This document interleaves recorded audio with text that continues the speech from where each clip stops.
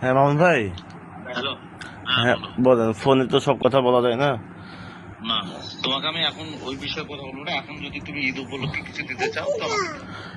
ঈদ উপলক্ষে না ভাই, আমি বারবার ওই যাওয়া আসা করতে পারবো না। আপনি যেটা ফাইনাল নেবেন একবার বললেন। যা আশা করা লাগবে না, তুই ঘরে বসতেই তো পারবা বললে তো। না, আমি ওই ঈদ উপলক্ষে না, আমি একদম আপনাকে একটা দিব। আপনি যেটা দাবি সেটা বলেন, আমি একবার দিয়ে দেবো। কালকে যেভাবে হোক আপনাকে দিয়ে দেবো। কাল তো ঈদ। ঈদ হলে ভাই কি আমার ব্যাংকে বিকাশে টাকা থাকে না মানুষের? তো ওই বিকাশে টাকা এখন ঈদটা করাও, তারপরে ওইটা নিয়ে আলোচনা পরে করবো। তখন আমি আসবো তোমার কাছে, তোমার কাছে লিখবে না।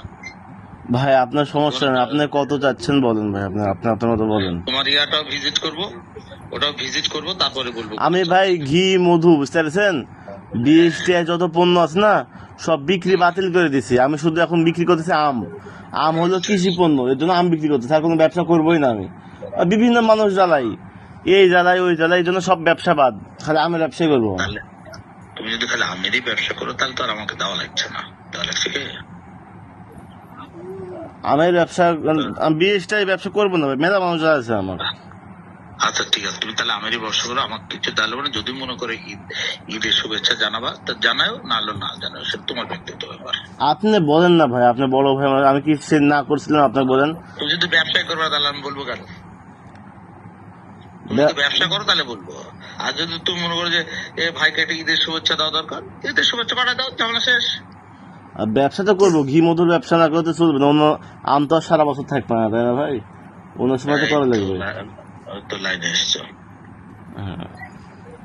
এখন কত কি আমাকে বলেন ভাই ডিরেক্ট আপনি। আমি বারবার ঝামেলা করবো না, একবার আমি দিই। আমি ধরে আর কোনো কথা বলবো না, একবারে শেষ, যা বলবেন একবারে। কত দিবা? 2 লাখ দাও। ভাই 2 লাখ টাকা কি ব্যবসা হয় আমাদের? এত টাকা ব্যবসা হয়? বলেন, এত টাকা ব্যবসা? ওই জন্য তো বলছি এখন ওই প্রসঙ্গে আলোচনা করতে চাচ্ছি না। এখন তুমি এই শুধু আমাকে ঈদের একটা শুভেচ্ছা দাও।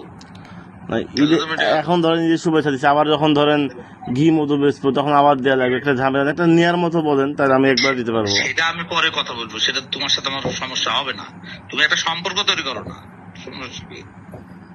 সম্পর্ক ভাই আপনার মতো বিভিন্ন, আপনি ওটা মাইন্ডে নিয়ে না। আমার বিভিন্ন লোক কল করে এখন টাকা পয়সা চাই, আমি কয়জন দিব বলেন? আমি ব্যবসা, ছোট ব্যবসা, আমি কয়জন টাকা দেবো?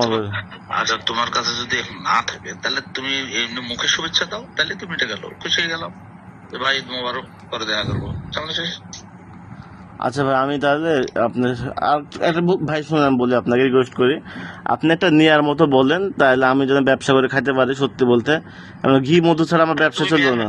শোনো, তুমি ব্যবসা করে তোমার সাথে টেবিলে বসে কথা বলবো, তুমি ব্যবসা করে খাতে পারবা, তোমাকে আমি সহযোগিতা করবো। তো বলেছি সেদিন। কিন্তু 2 লাখ টাকা দেওয়া কি সম্ভব ভাই? এটা কম করে বলেন। 20,000 টাকা হলে একটা ঠিক আছে। ওই জন্য তো বলছি এই প্রসঙ্গে এখন কথা বাদ দাও।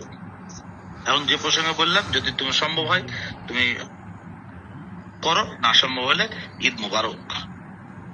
আচ্ছা আমি কাল কল দেবো, তাহলে কাল কল দেবো। আচ্ছা ঠিক আছে, ঠিক আছে। আসসালামু আলাইকুম।